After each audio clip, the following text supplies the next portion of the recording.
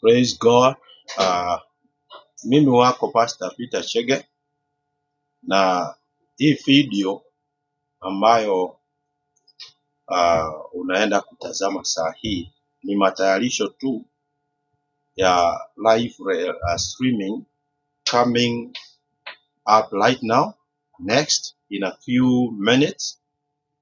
Kuna ujumbe ambao nilikuwa nashiriki jana pale kanisani, maminda ya asubuhi, ambao ulileta tatizo ya kisauti, na kuna watu wengi sana ambao walikuwa wananiambia Pastor sound, na watu wakasema we missed the message.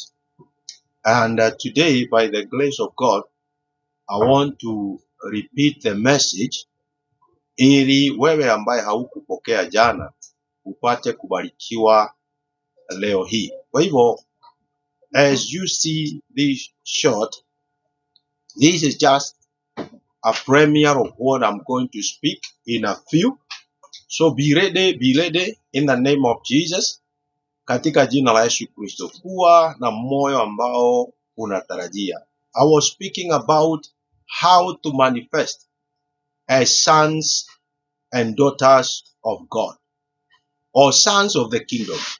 Kwa sababu in the kingdom of God there is no gender, there is no female, there is no male.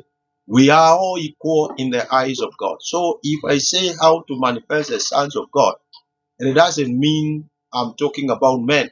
I'm talking about kingdom people. I'm talking about male and female in the kingdom, ambao Biblia inawaita sons of God.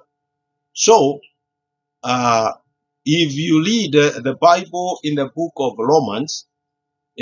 Romans, chapter 8 and verse 19, the Bible says that the world is waiting expectantly for the manifestation of the sons of God. Wakati wa kufunuliwa wana wa Mungu. Na niseme hivi, tumesikia jumbe nyingi sana and a lot of prophecies about sons of God in these latter days.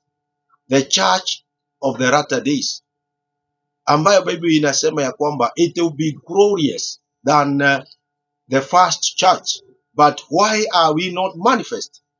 So, tutakuwa tukiangalia mambo machache katika jina la Yesu Kristo. Yataka utusaidia kujielewa kama Wakristo ili tuweze kumanifest. So, coming right now ni live stream as we speak about how to manifest as sons of God. Karibu sana, tupatane live YouTube right now in Jesus' name.